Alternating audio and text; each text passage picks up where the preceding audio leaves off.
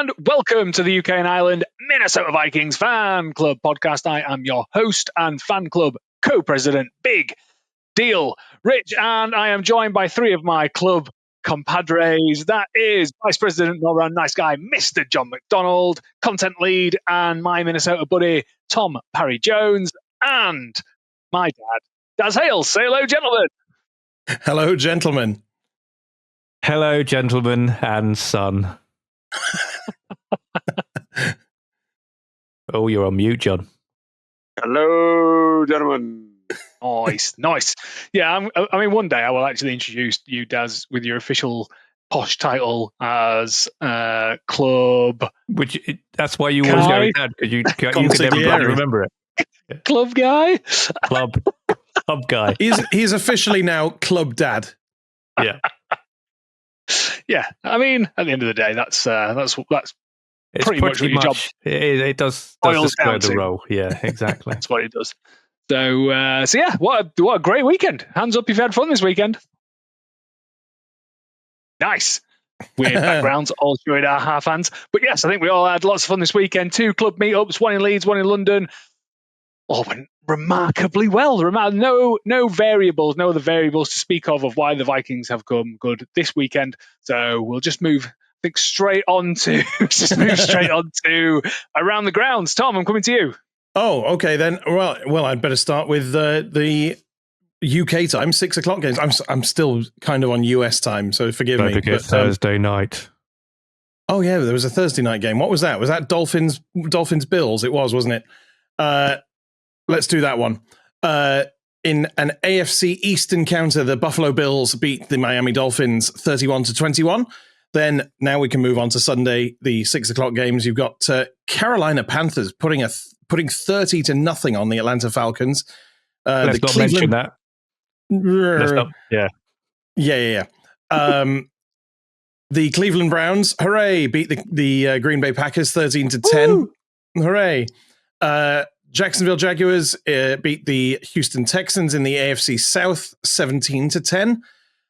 We'll skip the Vikings result because A, we all know it, and B, we'll get onto it in a moment. Then we've got the Pittsburgh Steelers, who we come up against next week. They beat the New England Patriots 21-14. Then we have the Philadelphia Eagles beating the Los Angeles Rams 33-26. The Tampa Bay Buccaneers played very well against the New York Jets, although I think there was an injury or two in that one. Mike Evans suffered a pretty nasty injury that could see him out for a while. They beat the New York Jets 29-27. Then the Indianapolis Colts, they punted for the first time this season in week 3 in a 41-20 victory in division away to the Tennessee Titans. The Washington Commanders also scored 41 points in their win over the Las Vegas Raiders. That was 41-24. Then you have, in the AFC West, you have the Los Angeles Chargers beating the Denver Broncos 23-20. Sam Darnold and the Seattle Seahawks looked very good last night against a pretty rubbish New Orleans Saints, 44-13, that one was. The Chicago Bears got their season back on track a little bit with a 31-14 win over the Dallas Cowboys. The San Francisco 49ers beat the Arizona Cardinals in the NFC West 16-15. Very, very close game. And then we have the most recent game, not mentioning Monday night because it hasn't happened yet.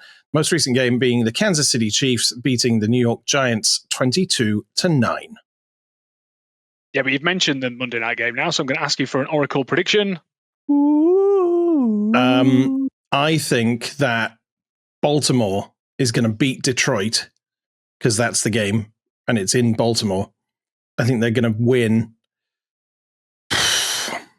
33-2. 33-2. That's not a big score. 33-24. 33-24. I don't think that's outlandish, if I was honest. I don't think that's outlandish at all. Yeah, running through the weekend's games, there was 1, a lot of tight games, 2, a lot of injuries. This is where, if you are a fantasy football manager, you start to get a bit tetchy because all of your first round picks have got injuries for the next 6 games, and you try to think, can I coast it until the end? Yeah, it's been a bit of an odd week this week. The Buccaneers how that game was so close, I don't know, because I still think the Bucs look really good. The Bills are still the standout team. I don't think anyone's getting anyone close to them at the moment. The Texans, what happened to them? What's going on there? And are the Colts good? Or are we still thinking the Colts are just a bit of a fraud? I mean, I think they've had a fairly not easy schedule, but they're a good team, and the teams they've played have just not been as good as them. Like it's a bit sort of Michael Owen analysis, but yeah, I think they were just a better team than the teams they played. And next few weeks, next few weeks are a bit of a test because I think they've got some big teams coming up. So let's see where they are. And with the Texans, well, all I can say is when you're celebrating Ingram coming on to beef up your line, you're in trouble. Yeah, so weird how well he's been playing. No, is it weird? I don't know. Maybe the interior of the offensive line at the Vikings are cursed because we had some breaking news, haven't we? What's happening with our brand new left guard? He's had to have wrist surgery. Yeah, Donovan Jackson, he apparently he suffered the injury against the Falcons, but he was cleared to play against the Bengals. Apparently they said you can play this game and it won't cause you any further issues, but then they were like, probably better have surgery. I've speculated that he just doesn't have a passport and this is their way of getting him out of having to travel. But he must have a passport, surely. He's got to have. Yeah, but do you remember you might not remember this far back, but 2013, Matt Khalil was supposed to come over and do some media rounds with the Vikings around Easter 2013 before we played the Steelers then. And he couldn't come. He was supposed to come with Harrison Smith, Kyle Rudolph, and John Sullivan. And he didn't have a passport, so he couldn't come on the media rounds. There you go. It does happen. There you go. It does happen. Yeah, I think just a good weekend of football, I think. Steelers sort of grinding out results. Maybe that will play into next weekend. It'd be good to see us beat them, obviously. But the Cowboys are just the most frustrating team in the whole world. I mean, how many interceptions in the end zone do you want to throw? Just a bad game, and it's starting to make me look like I don't know what I'm talking about because Caleb Williams looks like a serviceable quarterback. I don't know who plays quarterback for the Saints these days, but he looks like he won a competition. Isn't it Spencer Rattler? Rattler, God, yeah. Oh my God, he was absolutely. Yeah, I mean, I have a lot of confidence in my unknown ability to play in the NFL, but I could not have played worse than Spencer Rattler at the weekend. So Rattler's a weird one because Rattler, 2 years prior to the draft that he came out in, he was the creme de la creme. Everyone thought he was going to be the number one pick, and then he just fell off a cliff. Yeah, I think ended up as watched him play. Fifth rounder. Yeah, but he's a second year, just like JJ McCarthy. Yeah, I think I still think I'd take JJ over him any day of the week. But anyway, that's the rounds done. Let's go into our game. I'm pretty pleased. Again, no variables that contributed to the Vikings' turn of fortunes this weekend, apart from the fact that we had Ginkle back, we had Darisor back, we had Harrison Smith. Harrison Smith, he played football this weekend. That's a good thing. And they kept throwing us the ball. Yeah, controversial. and they kept throwing us the ball, which really helped. So, John, I'm coming straight to you because you were at the London meetup, leading the London meetup. How did the meetup go? How did the game go? Do you think we're going to let you away with the fact that you weren't in Minnesota, Rich? Do you think do you think we're going to let you away with that? Especially as the Falcons were like humbled this way. Now, how do we go from the Falcons making us look absolutely toilet to the Falcons being absolutely toilet, and then us blowing away the Bengals? How does that happen? That's surely not. I have 3 letters for you: B, D, R. I was going to say AGS. Any given Sunday, man. There you go. And it is. Thanks Any given Sunday when BDO. Oh no, I'm not letting Rich off. I still think Rich is totally responsible for like us losing when we were out there. But good grief! By definition, I heard a load of Atlanta fans also blaming him for them losing to Carolina this week because I wasn't there. Because you weren't there. We were halfway through the game in Leeds. And we were like, I can't remember what score we were up, like 30. 127 to 6. And Will was like, do not say anything. And I was like, what do you mean? He says, you've got form.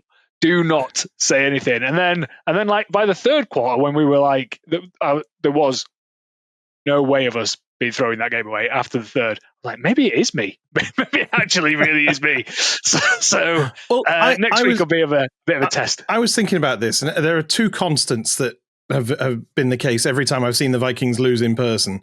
One of them is you. And the other one is those classic uniforms. Oh, yeah. Which I love the classic uniform, but we seem to lose every time I see them play in them live. In fact, I think we've only won one game in those uniforms, haven't we? Well, maybe it is the classic uniforms.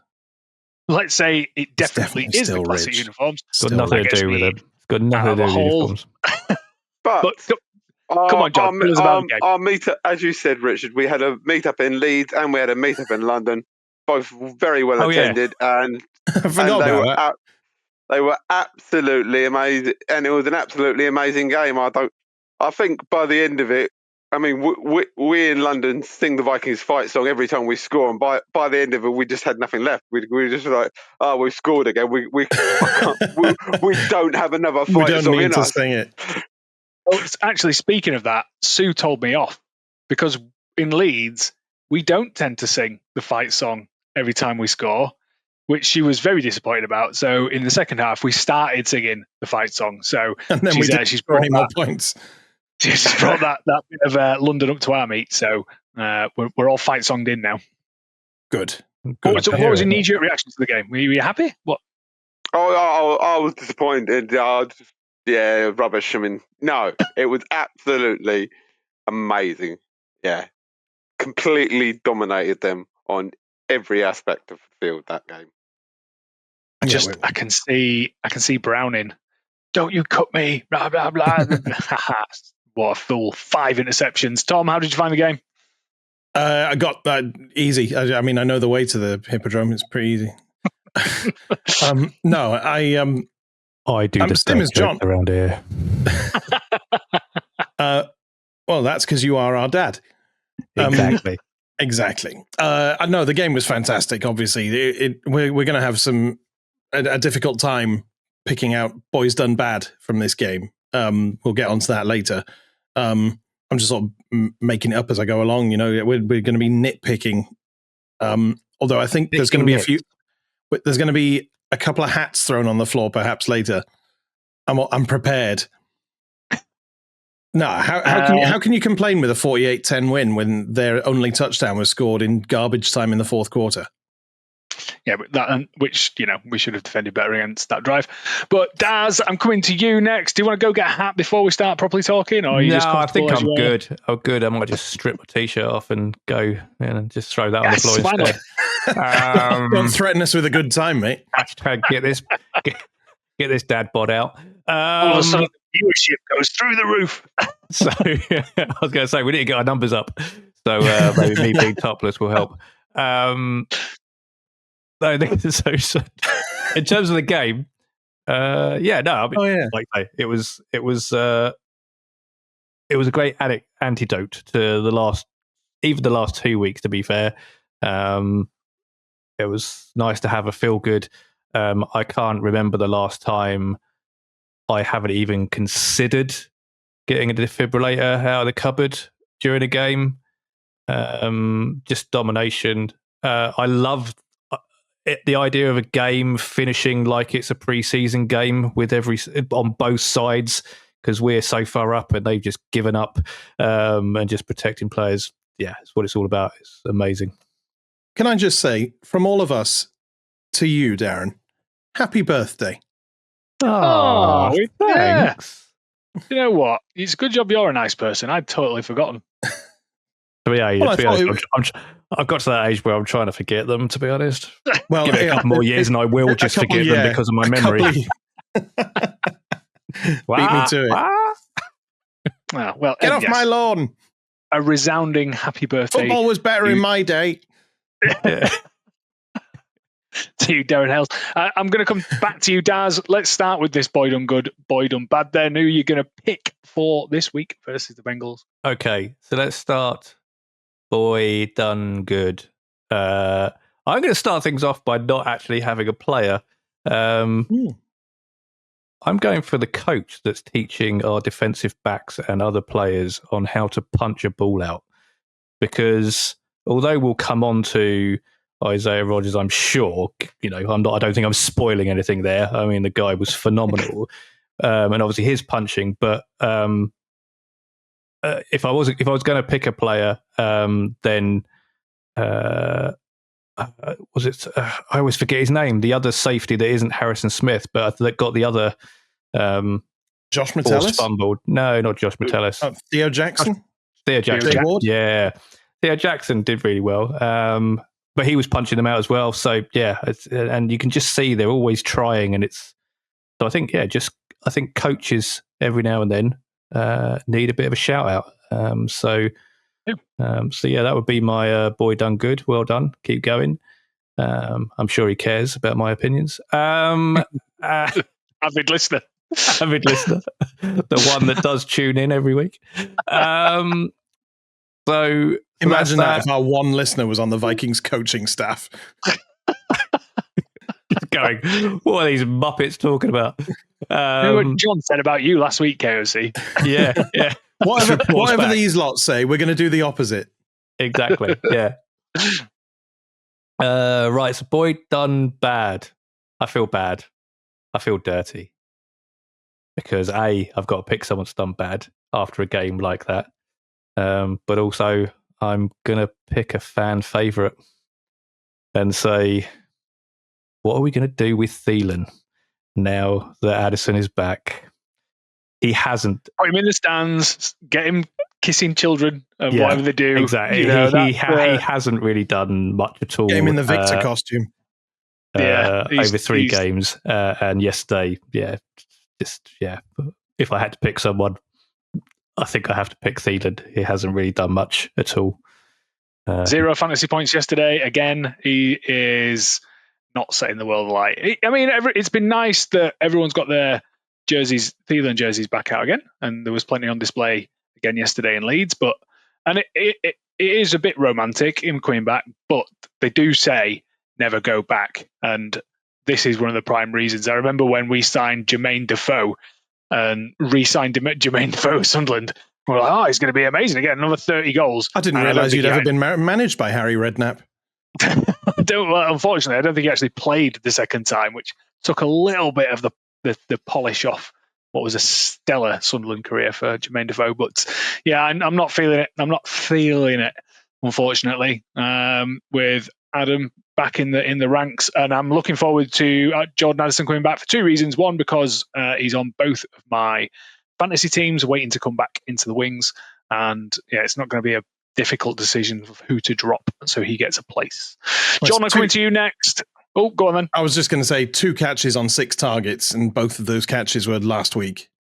And one of them hit directly in the numbers as well. Yeah. Ridiculous. Not good. John, I'm coming to you. Boy done good, boy done bad.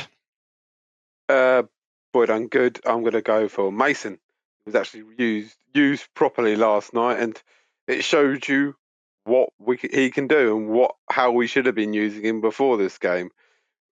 KOC's hand was kind of forced, but it's nice to see. I think leading up to the third touchdown, it actually showed that the difference between run and pass was pretty much 50-50, and if you're doing that, the defense doesn't know what's coming at them. So yeah, it was using Mason properly, and yeah, that was my boy done good. He just absolutely went off yesterday. Yeah, I think go on, Dan. I was just going to say I agree. Like you say, his hand was forced, but I think it was nice to see. I think with all these players coming back as well, and I think I do think with the change of QB, it opened up that offensive line played a whole lot better generally, and obviously having Darisaw back opened up those running lanes. That was clear. But Mason he gets downhill and he breaks through those tackles. So it was, I can't argue, definitely one of those at the top for Boy Done Good. So yeah, agreed. He was our first 100-yard rusher since week 12 of last season.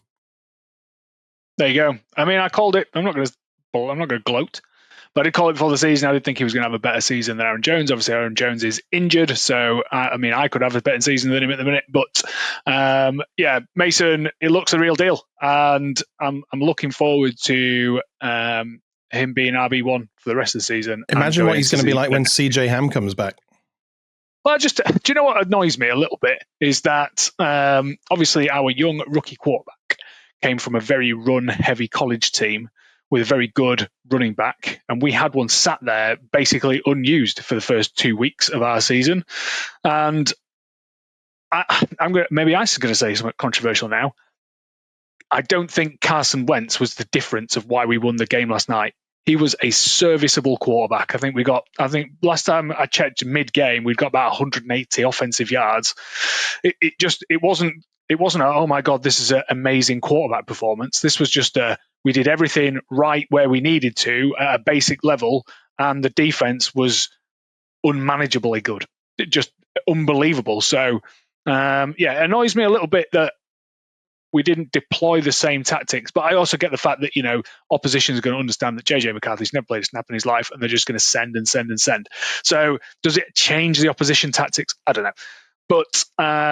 But yeah, a little bit frustrating, but Mason is the real deal, hopefully. So let's see more going forwards. John, Boy Done Bad? It's so hard to pick, but I'm going to make you pick. I'm going to go for all the fans that lost faith last week after last week's performance and were like, oh no, the season's done. Absolutely done. I'm done with the Vikings. Oh, they've once again let me down. Oh, they've all come crawling back now. Yeah, I mean, I'm not included in that, obviously. But no, because everyone else just gave up on you. KTF, keep the faith. Yeah, I think our Sunderland, I was going to say Sunderland again. Sunderland phrase, Sunderland till I die. That is, has it happened? But I think that is very more attributing factors for the Vikings as well. Vikings till I die, or Vikings till it kills you. And some people last week had literally just given up. We had so much promise and hype going into the season, and then that happened against the Falcons. But now, this is any given Sunday. As Tom has already said, any given Sunday. That is a good segue to get me straight back into Tom Boyd. I was just going to say that although I agree nicely with John has to basically include all four of us in that, because the four of us last week, go back and watch last week's pod. We were all doom and gloom. Oh, this is rubbish. But we all predicted a win. We did. But that's just because I think that's contractually obliged on this podcast. Yeah, like I said, I was very doom and gloom, and very jet lagged as well. That contributed to the doom and gloom. But you keep the faith, support the boys. That's what they always say. Tom, come on then. Boy Done Good, Boy Done Bad. After your lambasting of him just now, I'm going to come to the defense of Carson Wentz and say that he was my Boy Done Good. He didn't need to set the world alight. He needed to be a game manager. He needed to make the throws and hand the ball off correctly. And for the most part, he did that. He passed for 2 touchdowns, one to Josh Oliver, one to TJ Hawkinson. There were a couple of moments where I thought, you don't need to take the sack there, like throw the ball away. But he got, I think he got over 10 yards per complete. Yeah, so he got 173 yards on 14 completions. I usually judge it if a quarterback's throwing at least 10 yards per completion, he's having a reasonable day. And considering he got a passer rating of 129.8, that tells you that he had a pretty good day at the office. He didn't suck. And to be fair, I think JJ McCarthy probably would have had a similar day at the office had he been under center, because I think as most people will have already realized, JJ McCarthy's issues, or at least in my opinion, and I hope other people agree, his issues were because he didn't have a healthy offensive line protecting him. Yeah, I think so. I think his process speed. He's young, so I think Carson probably just processes things a little bit quicker. That just comes with 10 years of experience playing in the league. The game hasn't quite slowed down enough for JJ yet, so maybe he wouldn't have been quite so composed. But if anything, that just plays into that improves my case for having Carson Wentz as my boy done good. Another thing about Carson, he took a few sacks last night, but as we were saying at the Hippodrome, I was like, I would rather him take the sacks than throw the ball into dangerous areas. And we were just like, that is the experience of an experienced quarterback. Take the hit, live to run another down. And he was able to do that because we had that early lead. Like he was able to not have to take risks and throw the ball into stupid areas.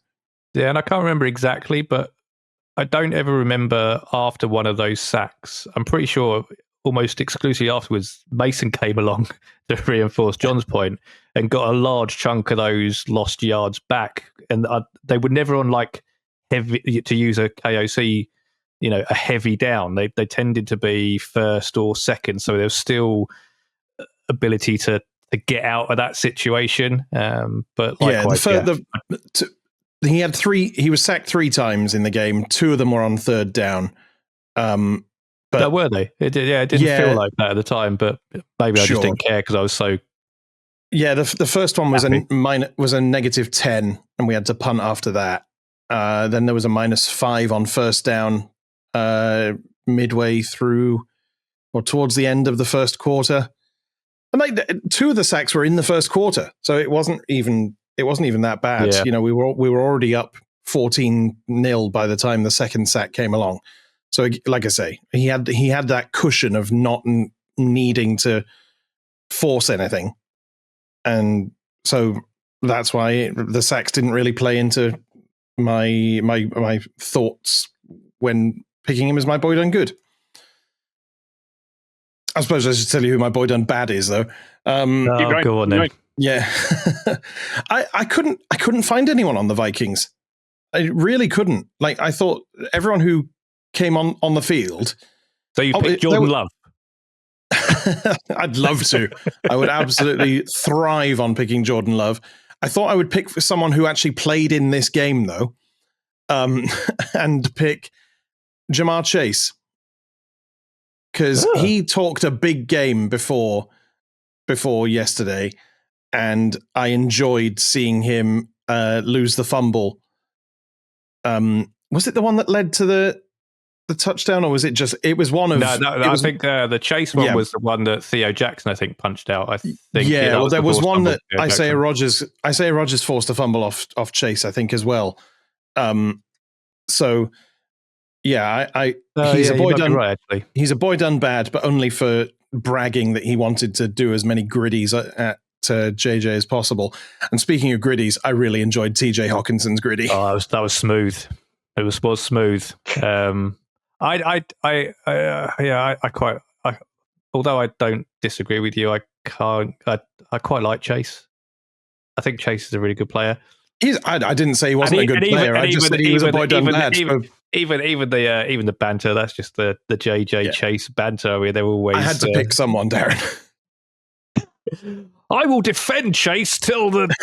Hang on. Oh no, sorry. Carry on. He had 5 catches for 50 yards. He didn't set the world on fire. Justin Jefferson had 5 for 75. Just better. Just better. And that's all we need to say. Those LSU wide receivers. That brings it on to me, I think, doesn't it? Boy done good, boy done bad, and we briefly mentioned his name already, but Isaiah Rodgers. Hooray! Someone finally said him. Yeah, not boy done good, boy done phenomenal. I mean, PFF. Is it the first ever PFF 99.99 top ever rating ever in the NFL ever? Highest ever rating, 99.9. For the rejected man. Let's not forget, Isaiah Rodgers did not come to us as a first round draft pick, thinking that he was the best thing on since sliced bread. Isaiah Rodgers was a rejected cornerback, and now he is hot property because yesterday he did not put a foot wrong. He was absolutely awesome. If KOC is the quarterback whisperer, does that make Brian Flores the cornerback whisperer? I don't know, because he's had a few through the doors over the past couple Yeah, of years. Not going to do that, Tom. Only if you come to the conclusion that he's only whispering to one at any one time. Yeah. Anyway, really good play. Well, yeah, I think just a joy to watch it. I was trying to think back of the last Vikings cornerback performance that I thought, wow, and I couldn't think of one. I haven't been that impressed.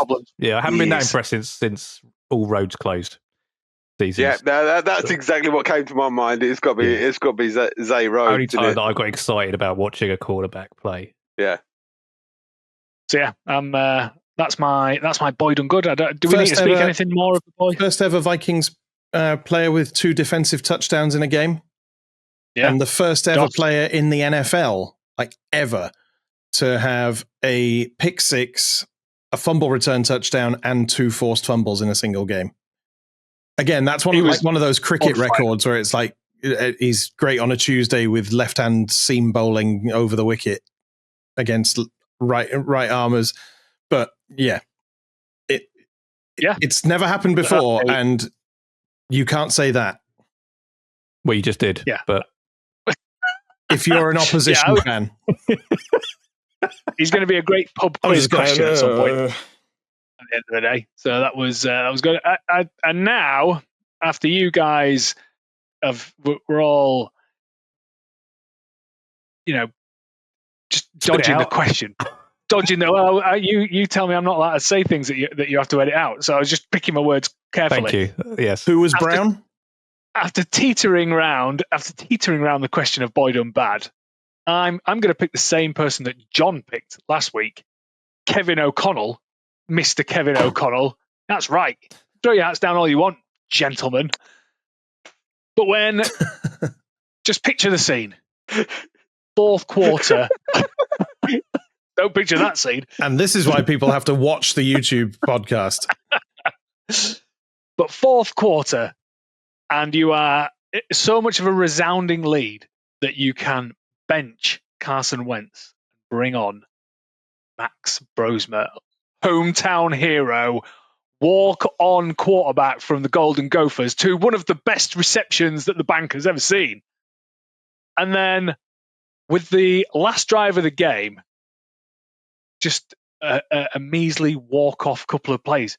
Let the man throw the ball. We saw in preseason that he's got an arm. Let the man throw the ball. We wanted to see more. We wanted 50. Let's be honest. We all wanted 50, and he took it from us. He took it from us. Took that from us. So I'm again massively nitpicking, because he actually listened to what John was saying last week and called a almost perfect game yesterday. And I am nitpicking, but I just wanted to see a little bit more of Max. There is a sort of gentleman's agreement in the NFL that you don't run up the score unnecessarily. Unless you're the crass Lions who just got no class. But it's in our fight song. We've got to. Exactly. It literally says. Not in Leeds. They don't sing it in Leeds. So they go Vikings, run up the score. But as we alluded to earlier, Max hit Phelan right between the numbers. I keep on seeing that pass over and over again. I mean, if you had to pick a player for Max to throw to, come on, right between and Phelan just drops it.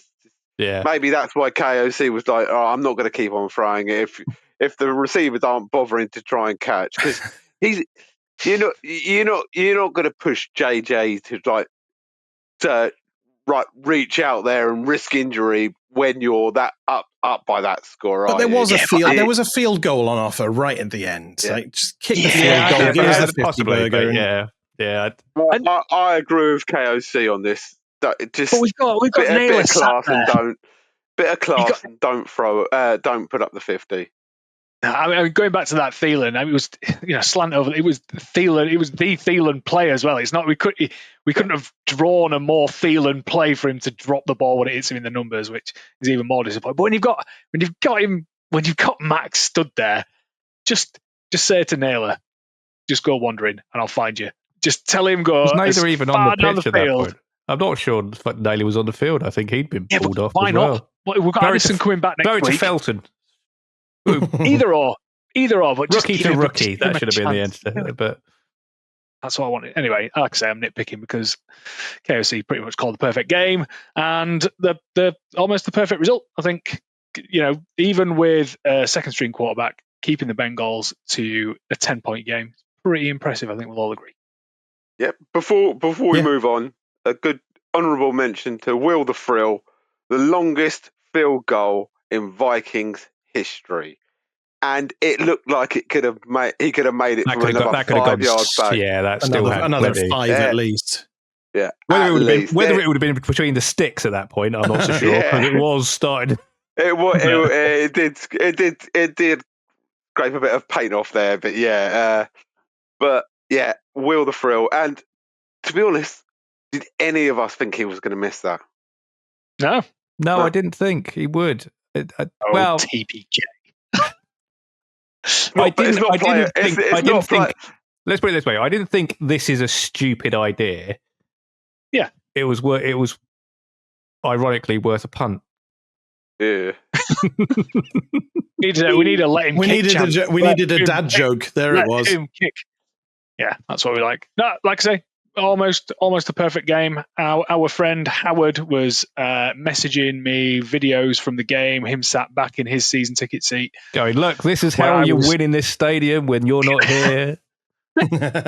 Yeah, there was a bit of that in there. And some sort of tequila cocktails as well that he was quite proud of. They were so strong they were only allowed one each. I'm sure he made some sort of "do you know I'm an Englishman" joke at that stage, but we can handle our liquor. Exactly, all well and good, which sort of brings us directly onto.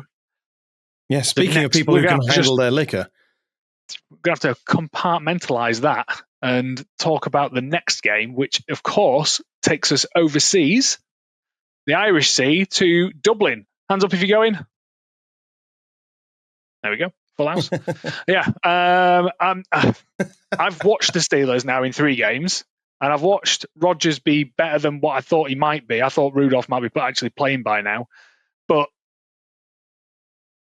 are we confident? Not confident? Are we what? All right, Daz, I'm coming to you first. Are you confident? Yes or no? Score prediction. Always confident until I'm not. No, it's not a London game, so that's obviously not something to bank on. But I thought you were going to say Bangkok then. Yeah, that's next season. Inside scoop. 2027 Bangkok. Something to do with proverbs and walking through turnstiles sideways or something. I don't know. So. Just give us a score, Daz. Come on. I'm confused. I've amused myself and then I've gone off on a tangent. So, score prediction. Well, as I said, contractually, we have to pick a win. So, I think it's going to be 17 to the Steelers and 21 to us. 21-17 Vikings.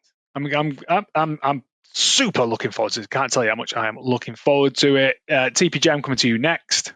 Yes, I am less confident, but I also think we're going to win. And counterintuitively, I think we're going to win by more than Darren said. I don't know how that works in my head, but no. But look, not confident. If we win, I think we're going to win 27-17. Okay. And if we lose, 17-27. There you go. Uno reverse. I think it could easily go either way. It depends, like, which Vikings are fit on the day. Because obviously, we as we said before, we're going to be missing Donovan Jackson.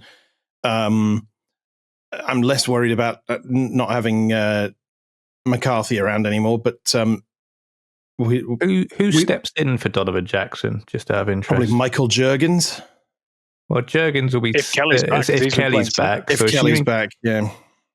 Did school? Or is he still in? Blake Brandel switched when he went out because that was what confused me when you mentioned that he'd been out because he went out of this game, but then they just said he had a bloody nose, so I was like, well, that's fine. And then I saw but I hadn't realised the wrist injury was from the Atlanta game. We've all got bloody noses. I know. But anyway, going out of the game for a bloody nose, wuss. Yeah, it's going to be. Yeah, I'm.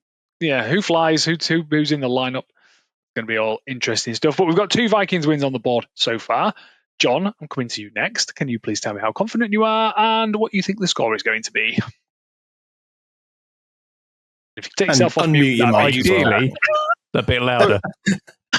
I'm very confident in what we're going to do. Hopefully we do get the win because it will power me through to get to Tottenham.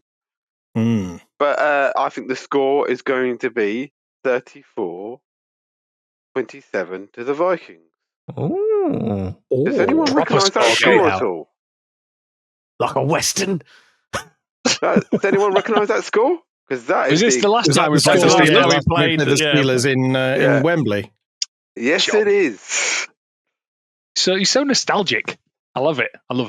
I'm coming back to me. I can't see a dimension that we lose this game. Again, I've watched the first 3 games of the Steelers this season. I think they've blowed pretty hot, pretty cold. I don't blowed. Blown. That's how we say it up north. They've blown hot and cold. So I'm thinking that we're definitely going to win. I just don't know by how much by, and I think more knowing what we know today in terms of who might and might not play. I think there's going to be a lot of running in this game, and some couple of short throws over the middle. Maybe we score 3. So I'm going to go 21 and a field goal. No, field goal. 24-14. I think that will be the final score. I think. I take it none of us got close last week. No. I can't remember what I said. Not the score that it was. I did not see that result coming. So we did a competition at our meets across for fans to try and predict the score, and I don't think anyone got anywhere near it. To be honest, did they? Nat did. Nat got. That was pretty close. Nat was the only one who predicted over 30 points for the Vikings, I think. 34 points to 17. He went. Yeah, delusional. I mean, to be fair, he sat there and he said the score, and I went, "What are you doing?" And he said, "I just think there's going to be loads of interceptions." Maybe he is the oracle. Maybe we need to. I mean, I just rely on my favourite phrase. I think I don't know if it was originally from Tim Minchin, but he's certainly the person that I heard it from, and that is that a genius is just a crazy person that turned out to be right. There you go. That's fair. So yeah, Nat wins. The signed JJ helmet from the weekend. Congratulations, Nat. We'll get that out to you. I think I'm going to see him in London, so I might take it down and present it to him at the bar. But he'll probably not like me for that because then he's going to have to carry it around. So he lives in and he's already disappointed as it is because he lives in Preston. So we'll get that out to him in the post. Don't dox the poor lad. So we'll get that out to him. Over in Preston, he can put that on his mantelpiece. I'm sure he'll be very happy. Yeah, I suppose one other thing that in drab Preston. Come on now, let's be nice. Don't be like that. I've got a few Preston fans I know down here, and as they like to remind me, they were the first team to ever go unbeaten through the league. Yeah, but what does it tell you that they've left Preston? Okay, as I remind them, there were only 10 teams in the league at that point, but and most of the games were rained off. No, I'm sure everyone's very proud of Preston's history and would love to visit. The problem is, as he said to me, guess how long it takes on the train from Preston to Leeds. This is completely unrelated, but I was 2.5 hours. 2.5 hours. That is actually almost to get from Preston to Leeds. You pretty much walk it in that time. So has it got to go via Cornwall or something? No, it's just the Northern Powerhouse, whatever that Manchester. Means these days. They're all doing this on the rail. That's the problem. Bloody governments, all of them. Anyway, so well done. Wow, this has turned into Politico. Welcome to. Hey, you should have heard some of the stuff he was saying in America. They won't let back in. I know. Yeah. Anyway, let's skip that pretty quickly. One thing I have absolutely forgotten, because I got asked last night by Jonah. He says the most famous person on your podcast has not appeared yet this season. Is this some sort of contractual negotiation between the club and his management? What's going on? It's nothing. I've been on every week. Billy's Plays is returning. Billy's Play. Now, there's two reasons why this hasn't happened. Well, partly is because he had a 2-game suspension for drinking too much pop and falling asleep on a park bench. The Cherryade Assassin, as is otherwise known. But no, the two biggest things were that they were very late games, and he got Beavers on a Tuesday. So and Dad was away. And then I was away. So was here. What are you about? Oh, his dad. Right. The other dad. The actual dad. The other dad. Yes, unfortunately, Billy has, and to be fair, he has screamed at me for 2 weeks. When am I doing Billy's Plays? Especially now he knows that we've gone Technicolor video. He was very excited to come on and do Billy's Plays. So Billy's Plays this week. Daz, do you want me to just say it's now and then you're going to cut it in? Is that a thing? Is that a thing? I mean, it is a thing. It can be. Yeah. Just because I haven't figured out how to play this in, I probably could, but I just can't be asked. Is the honest answer. All right, fair enough. Right, so Billy's Plays. You're going to see Billy's Plays now, and then we're going to come back, and everyone's going to go, "Oh, which play was it?" So here is if you haven't seen Billy's Plays, in the kimono for everyone. If you haven't seen Billy's Plays before, if you haven't listened to the show when Billy is my lad. He will describe a play. Then we've got to watch him describing a play. We've got to then guess which the play is. This is Billy's Plays.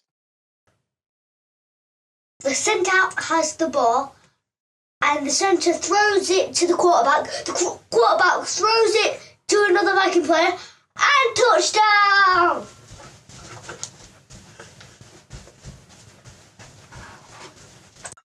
Right then, gents, what do we think? John, I'm coming to you first. Which play was it? I'm going to go with the Hawk touchdown. Hawk touchdown, that's a pretty good guess. Daz, coming to you next. Which play was it? Yeah, I mean, that was the first one. I had to listen to it a couple of times because initially I thought he said, I thought he was describing a flea flicker for a minute, and I'm like, we didn't have a flea flicker in the game that I remembered. And then I realized, then when the second time I listened over it, I was like, no, that's not what he said. So yes, I think it has to be the Hawkinson with the little griddy at the end there. CPJ, are you all in on Hawk? I think it has to be, doesn't it? I did think I've literally just watched it while you guys were talking, and I before watching it, I thought you might have gone for the pick six, but it clearly has to be. It sounds like TJ Hawkinson's touchdown. It is TJ Hawk. Congratulations! Oh, well done. It is TJ Hawk. Specifically for his seasonal debut of Billy's Plays, he said, "Dad, did anyone do the griddy after the touchdown?" And I said, "Well, I think TJ Hawkinson might have popped a griddy out after his touchdown." But there was 2 phenomenal interception plays, pick sixes, fumble recovery, and he was like, "No, I'm griddying today."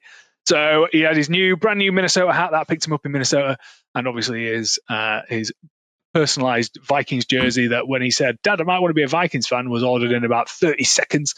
So yeah, he's that's Billy's play. TJ Hawkinson. There you go. So on to next week. So much.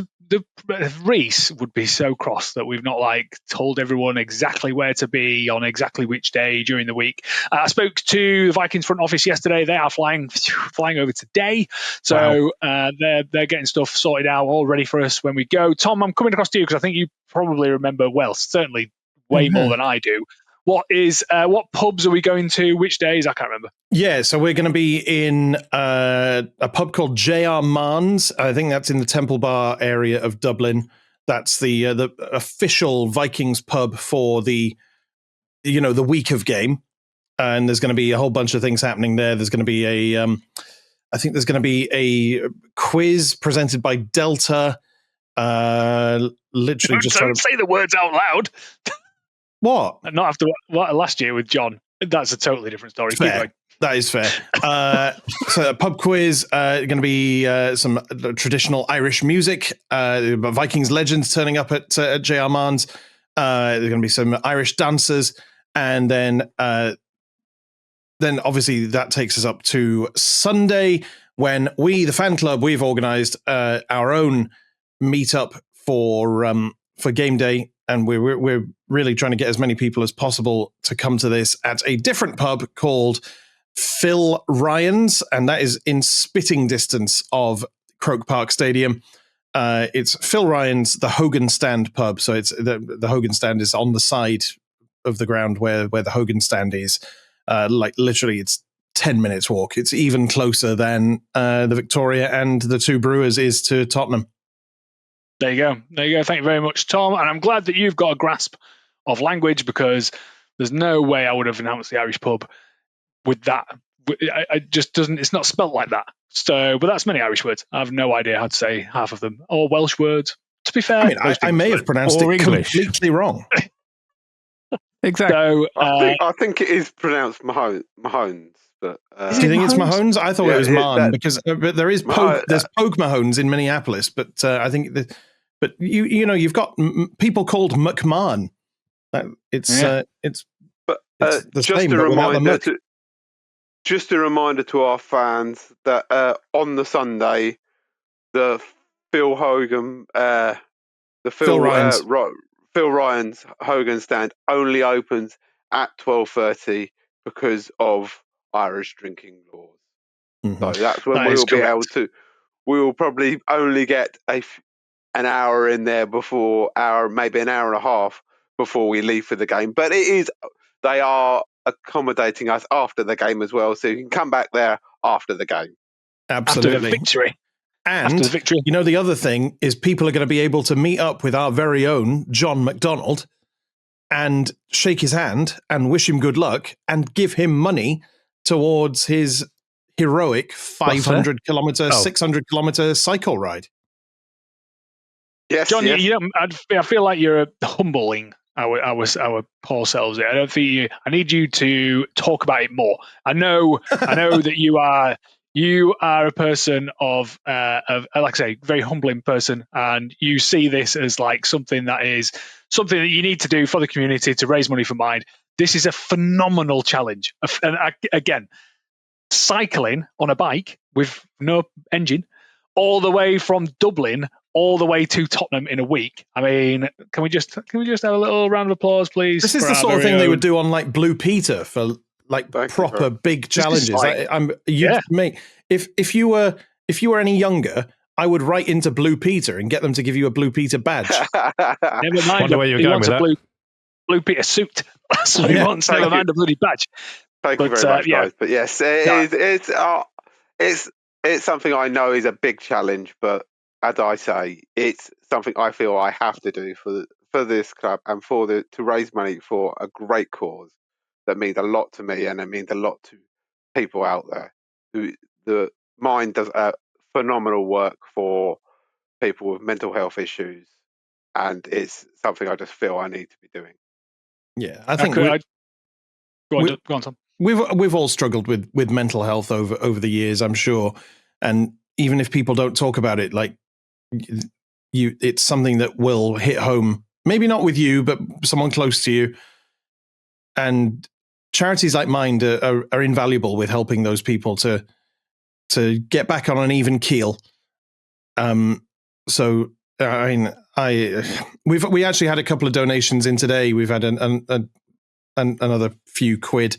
I can't remember the exact numbers, but they were very generous donations, and we thank everyone for their generosity. But yeah, every little helps. Yeah, I mean, I could sit here and listen to you talk about it all day, John, because I know you're quite passionate about it, and like I say, it's going to be a phenomenal achievement. Reese listened to the show last week and told us off for not telling everyone about where to find us on the social medias and all that sort of stuff, which is quite right to do, but I have not learnt it. Did he? Yeah, we told them in the link. Yeah, in the I mean, it's always in the Beacons link. In the Beacons you can subscribe and all that sort of stuff. Instead of you typing it all in, we've got the links below. So exactly. All you have to do is click your mouse or tap your screen. It's so much easier. I mean, I know he will want us to talk about Discord. Because yes, he will. I know. Yeah, there is a Discord link. Yes. Yeah, and I think between us in the last minute there, we've covered exactly what he does every week. So well done, gentlemen. www.justgiving.com/page/the purple pedal. That's the most important one at the end of the day. Please if you've got a few coins in your pocket or in your bank account, please go and visit the Purple Pedal. I'm sure there will be some donations flooding in over the course of the week. But remember, Tesco will give us some money as well if we get to a certain stage. So every little helps. So please go on and put your hands in your pockets and donate to Purple Pedal. I think we're pretty much. Is that it now? There's nothing else to discuss, is there? Guys, we've got to waffling phase, so. Guys, the Vikings are coming this side of the Atlantic.